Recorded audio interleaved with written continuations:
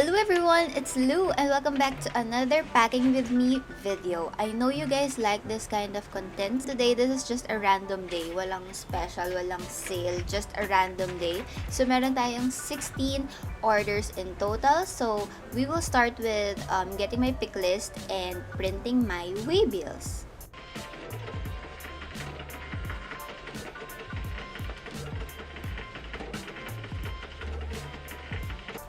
So here, I'm just arranging all of my waybills na sunod-sunod based doon sa aking Shopee app, yung to ship address. Kasi pinipicturean ko lahat ng orders ko. So this is easier for me. And to think na iba-iba sila ng courier, kailangan sunod-sunod sila pagdating sa packing ko para dire-diretso. So, syempre, before ako magkuha ng aking mga stocks, mag-pick ng aking stocks, meron muna tayong cuddle time with Gigi. Kasi nung pagtingin ko sa kanya, parang gustong-gusto niya talaga magpa-belly rub.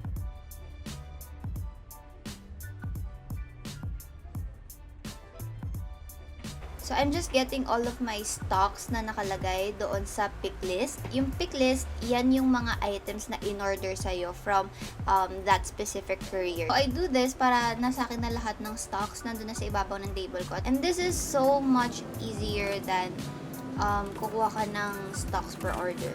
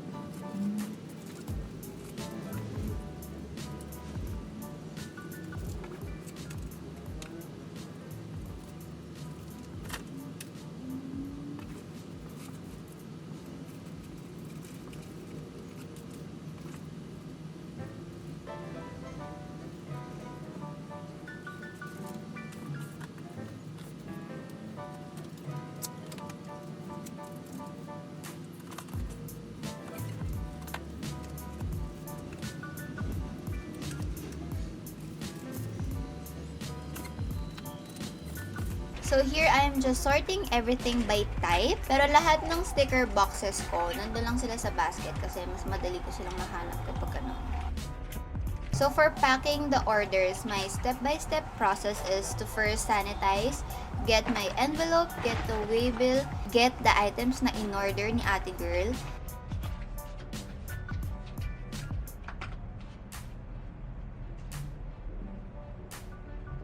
And then, picturean siya, is-send doon sa customer. And then, ilalagay ko siya sa envelope ko. This is just a craft envelope. And then, I'm putting my sealer sticker. Well, sticker lang talaga yan. Edges lang yung sealer.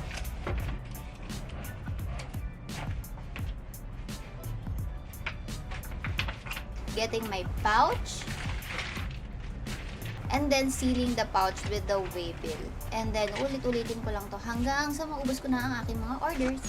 So, packing my orders is actually one of the therapeutic time of my day. Kaya, lagi akong sinisipag mag-pack ng orders. And guys, sobrang relaxing ng ASMR moment. So, here you go. Hindi na ako maglalagay ng kahit anong background music. And nilakasan ko talaga yung volume para marinig niyo yung lahat ng kalampag dyan.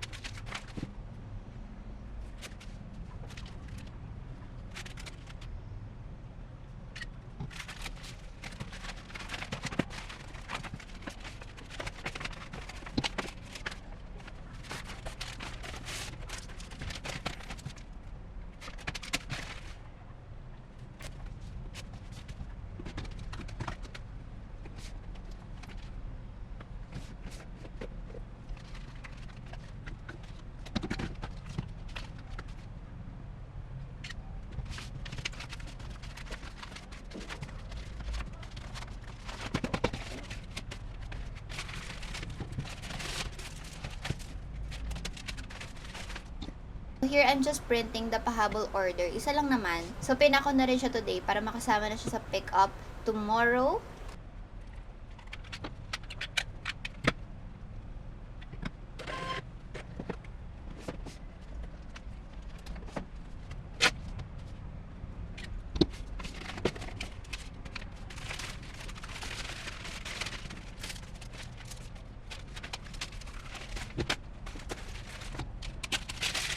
And now, I'm just arranging everything by courier para hindi na mahirapan yung mga magpipick up tomorrow and si Ate Iday na magbibigay sa mga kuyang magpipick up. And that's it! Bye!